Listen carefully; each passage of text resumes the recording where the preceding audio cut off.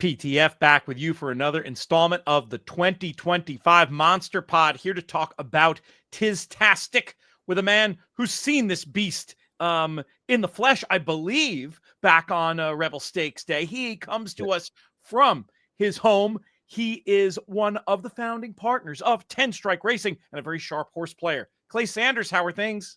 I'm doing great, Pete. I'm excited. It's about to be Derby time, the best time of the year for us horse players. So what's not to like? So there's a few storylines we can go with Tiztastic, but let's start with my lead-in that I really should have asked you if was correct or not. Have you seen this horse in the flesh? Have you been a fan along the way? I actually was supposed to be at the Rebel this year, but they moved it from Saturday to Sunday, so I had to cancel my trip. So I have not seen him in person. This horse, I kind of have mixed feelings on this horse. I thought he was bad in the Rebel. The Rebel, he just didn't have a ton of excuses. The inside was probably the place you wanted to be, starting the 13 hole, but he got over on the backside and even during the stretch, but he didn't do a lot of running. But if you put your hand over that race, he's running 2 races this year. He's gotten better each one. He can stay. I mean, you have Tiz the Law out of Constitution, out of a Tapit mare. I mean, half the battle in the Derby is finding a horse that wants to stay 1.25 miles. He's already got a win at 1 3/16 miles.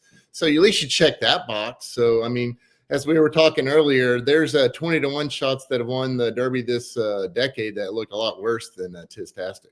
That's for sure. It was really a breakout performance for him in the Louisiana Derby. What did you make of it? Do you think it was in part a product of the setup, or do you think he might be getting good at the right time? Maybe a little bit of both. Not only the setup, Pete, but I don't think there's a whole lot in that race. And if you look at that form, I mean, I don't think any of those horses are going to be winning major races. Built, I mean, I think he's a sprinter. I think they'll cut him back and he'll be pretty good, but I don't think he wanted anything to do with 1 3/16 miles. He definitely ran better. I mean, he ran his lifetime best fig. He's a horse that's going to need a pace setup in the Derby, but, there's quite a few that are probably in that same situation. I think what's unclear right now is what's the pace setup going to be in this race? I mean, you got the 2 Bafferts. I mean, they're not going to be gunning against each other. What other horses are we going to get? What's coming from overseas? That'll be the key part of whether you want to bet this horse is what do you make of the pace? Where do they line up in the gate? And what do you make of the race? We've got a lot more content coming down the pike that's going to be dealing with questions exactly like that. I think of a runner like American Promise that's going to be speed. We have a Derby Monster Pod up about him. But yeah, we will get to all the finer points, the pace, and of course, it all culminates with our final answer show we'll be doing live from Lexington on Derby Week. A few more angles here. I want to talk with you about Tiztastic, Clay. But first, we'll let folks know that this video is sponsored by our friends over at TwinSpires. TwinSpires back in the contest game in a big way with the Kentucky Derby betting challenge. There are qualifiers also for that event all month long. $1,500 if you just want to. Actually, it's more than $1,500 to buy into that one. It's a $5,000 contest to buy in, but you can win your way in. Go to TwinSpires.com, navigate to the tournaments tab, and get all the information. A really fun opportunity for horse players and a great way to play this Kentucky Derby. I think the trainer angle is something we have to talk about with Tiztastic, isn't it? Absolutely. I mean, Steve Asmussen is a legend. I mean, he's going to get a Derby. It's just when.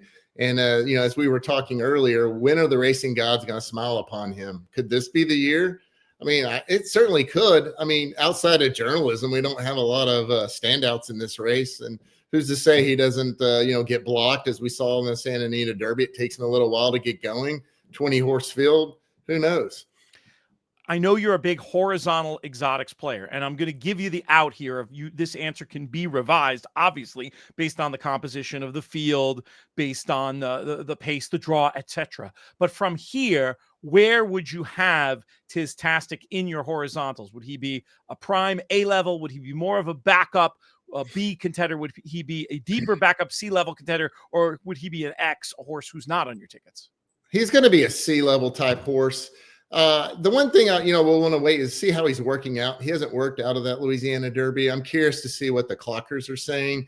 Has he given any indication that he's going to make that next move forward? Because as you alluded to, this was a lifetime top. He went from, I believe, like an 85 when he won the race early in the year, and then he gets the 95. He's obviously going to need to make another jump. Is there something that's given us some signal?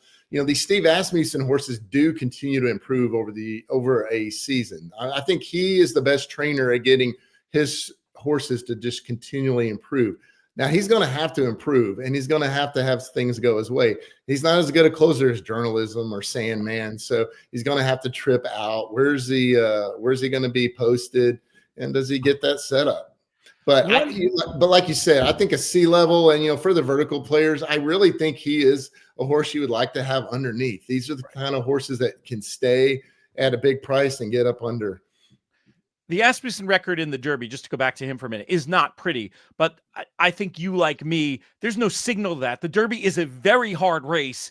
I don't think it's representative to pull a trainer and say, oh, for whatever, and say, so that means I'm going to be against a horse like Tiztastic. He certainly doesn't have to win, but I don't see how you can see Steve Asmussen winning his trainer as anything but a positive. Agree or disagree? Oh, I 100% agree. I mean, this guy knows how to win big races.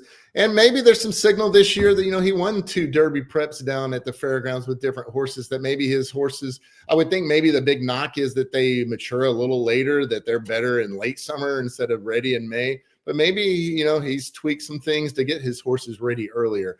But I definitely don't view Steve Asmussen as a negative for the Derby. Absolutely. Whatever not. the stats say, you can tell the stats to shut up when it comes to Steve Asmussen in the Kentucky Derby. Flightline got a certain trainer a win in the Breeders' Cup that had never won. I mean, obviously the horse can get you there, which as we've seen in the Derby, but Steve Asmussen is definitely not a negative. No, for sure. Wanted to make sure we made that abundantly clear. You mentioned about workouts. That'll be another one of the videos we have during this fire hose of content on the In the Money Media YouTube channel. Make sure you subscribe so you don't miss any of the content. Click the notification bell. And while you're at it, hit a like if you like this video. Loads more stuff to come. Thank you very much, Clay. Awesome. Thanks, Pete. Good luck to everyone.